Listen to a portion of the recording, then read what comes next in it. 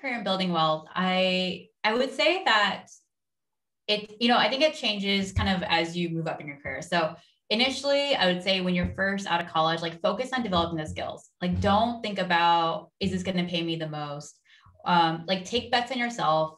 You have, usually at that point, like you don't have kids, you don't have like a lot of obligations. Maybe you have school debt and you have to take that into account, or like other family obligations or something. But assuming you don't have a lot of that, which you have to really consider, use that opportunity to take bets on yourself, and figure out like, what are the skills that you need to succeed? So I think being able to know and solve like complex problems, being able to know how do you get buy-in at work, putting yourself in just different like people management issues and learning how to deal with that.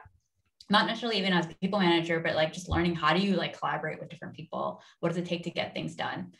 And I think the first part of your career is really around that, early to mid 20s.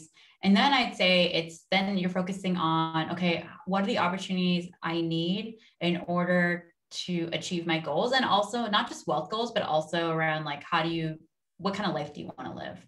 Like if you want to be home at a certain time and be able to put your kids in bed, for example, or to go to a yoga class, then, there's certain jobs that will like make that more doable versus not. And so I think about your career, just think about like, what kind of problems do you want to solve at work? What motivates you? What environment do you want to be in? And also what kind of life do you want to have outside of work? Because I don't actually think there's a real like divider between work and personal life. It's like all intertwined, and you just have to figure out what that intertwined like integration level is for you.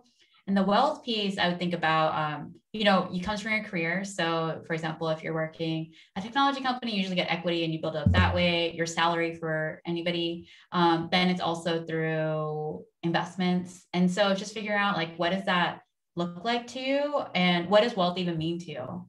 Is it that stability piece? Is it freedom? Is it something else? Like, and what is wealth? Is it being able to buy your first house, or is it something else?